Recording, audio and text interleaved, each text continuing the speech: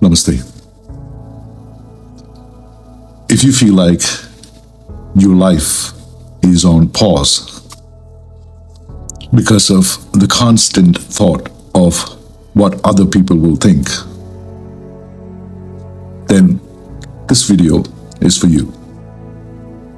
You see, right now, as you're watching me, you are judging me,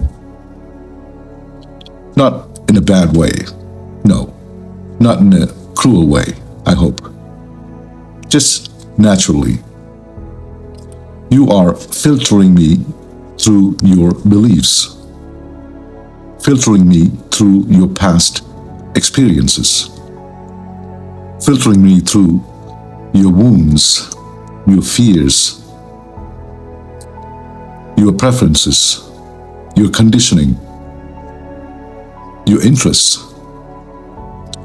And in a split second, you're deciding, do I like this person? Do I agree with him? Or is this even relevant to me? And you're doing all of that in seconds without even trying, which leads to a truth that most people just don't want to face. The truth is that not everyone will like you. Not everyone will agree with you. And to many people, you will be completely irrelevant. And that hurts. But deep down, most of us carry a silent hope. Hoping, I just want to be accepted. But let's be honest. Uncomfortably honest. A lot of our emotional pain in life does not come from failure. You might think that because you failed in something, you're not good at it. But no, your emotional pain, it comes from rejection. It comes from indifferences, disagreement, not being seen, not being validated, not being understood. And the part that hurts the most is that we take it personally. Let me share something vulnerable, something that actually happened. You see, before I started doing videos online, I was deep in the online entrepreneurial world. I had colleagues, connections, and a certain identity of a capitalist mindset. Then I started speaking about spirituality, inner life, consciousness. By the way, which I always was attracted to, but just did not show it outside. And when I started doing videos on spirituality, slowly, many of those people that I knew disappeared. Some stopped responding. Some just watched me silently from a distance. Some made snide comments. I remember someone laughing and saying, "Dude, what happened to you? You're all spiritual now." Another person told me directly on a phone call. He said, "I stopped watching your videos. It's cringe," and laughed. That stung a little bit. It stung for a little while, but it also gave me the courage to do more.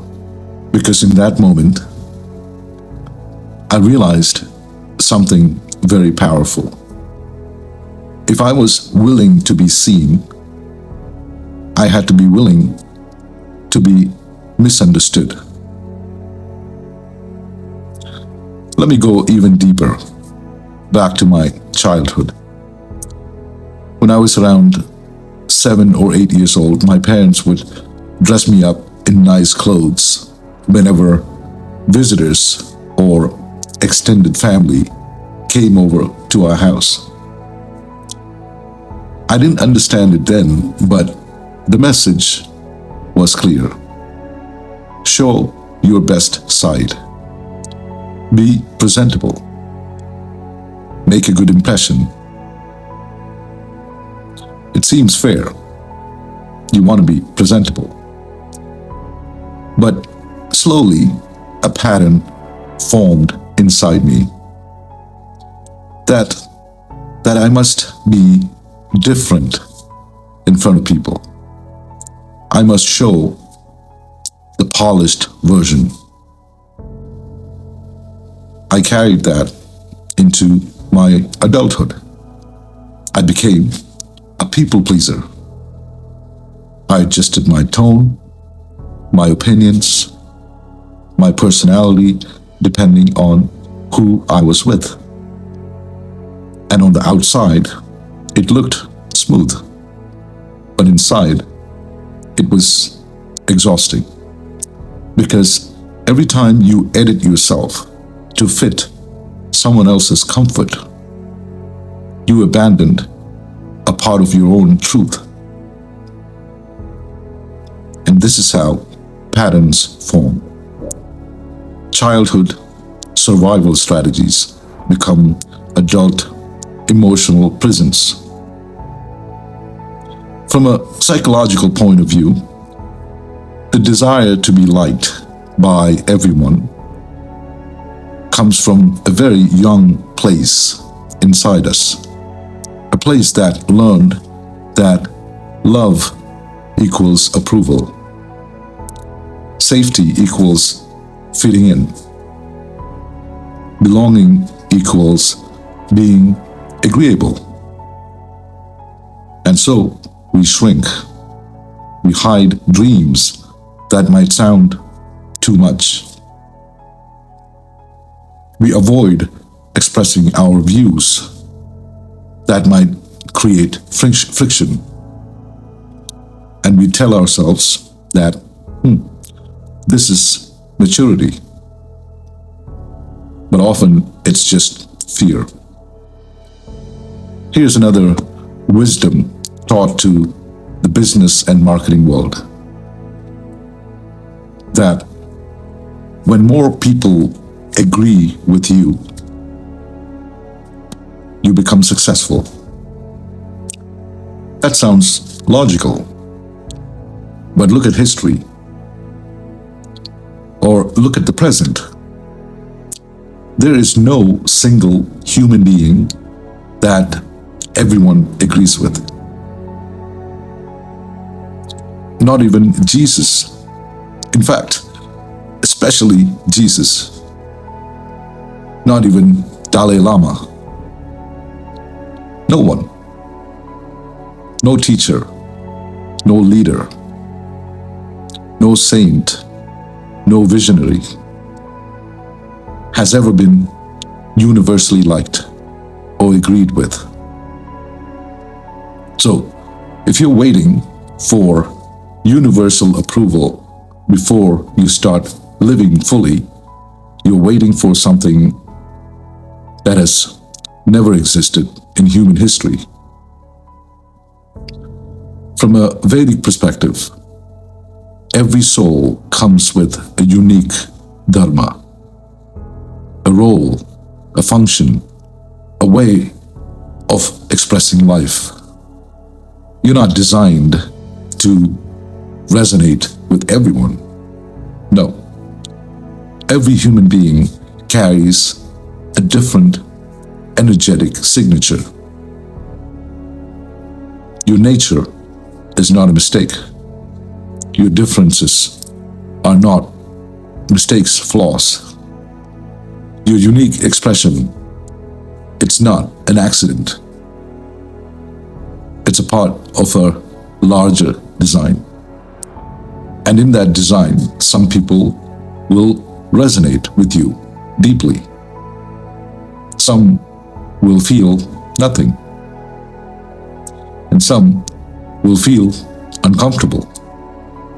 But all three are natural. Here's the embarrassing truth that we don't internally admit.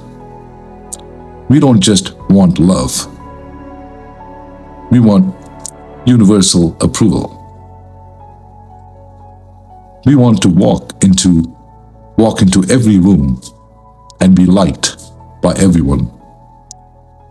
We want every post on social media to be appreciated, every opinion to be respected. We want every dream to be supported. But universal approval only happens when you're neutral, when you're bland and unthreatening. And the moment you begin to live from a deeper calling, suddenly you become polarizing. Of course, you're not trying to be, but because truth has a frequency, and not everyone is tuned to the same channel. When you speak about deeper things, people who are not ready feel exposed. When you go after your big dream, people who abandoned their dreams feel uncomfortable. When you change, people who are afraid to change feel left behind. So they may mock you or ignore you. Because your courage shines a light on their fears. So, here's the shift that changes everything. Stop asking, why doesn't everyone like me? And start asking, am I willing to live in a way that not everyone will understand me? Because the life you secretly want, it requires a version of you that is visible, that is expressive, that is bolder. And that version will not be digestible for everyone. Being irrelevant to some people is not a failure. It's freedom. It means you are no longer shaping yourself to fit every audience. It means you're finally allowing your life to be guided by something deeper than just approval. And when you stop trying to be relevant to everyone, you become deeply meaningful to the right ones. So if people stop watching, if some people disagree, if some people don't get you, let that be the price of becoming who you are meant to be.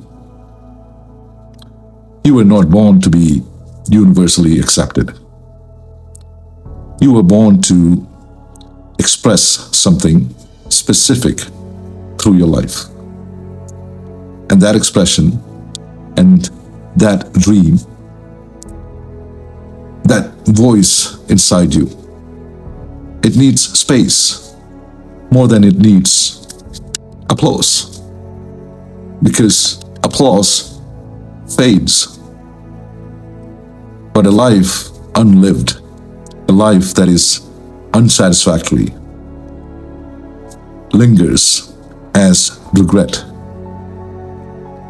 If you truly understand this, something shifts inside you.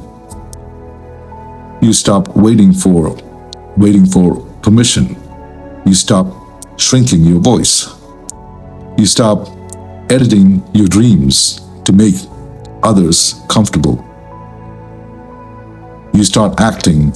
You start expressing. You start moving toward that dream that you've been carrying silently. You see, fear doesn't disappear, but it no longer runs the show, because now we know that disagreement is not rejection. Irrelevance to some is not failure. Being misunderstood is not a sign to stop. It's often a sign you are finally stepping into your real path. Now, since you understand the psychological side of this pattern, I want to give you a practice, something ancient, powerful, and deeply symbolic, to help you break the fear of other people's opinions. In the Vedic and Tantric traditions, there is a fierce form of the Divine Mother, known as Kali Ma Kali. She is not gentle, as you can see. She is not concerned with social approval. She does not live to be liked. She stands in the cremation ground, wearing a garland of skulls, holding weapons that cut through illusion. Her tongue is out. Her eyes are wild. Her presence untamed. What does she represent? The destruction of ego, the burning of insecurity, the end of false identity. She destroys the illusion that you must be accepted by everyone in order to exist. Sanatana Dharma has a remedy for everything, not just for outer problems, but for inner psychological bondage. To work with this Kali energy, you can begin simply by chanting a mantra, but with devotion and intention. You can chant in your mind, Om Kring Kalikaya Namaha. Om Kring Kalikaya Namaha. Om Kring Kalikaya Namaha.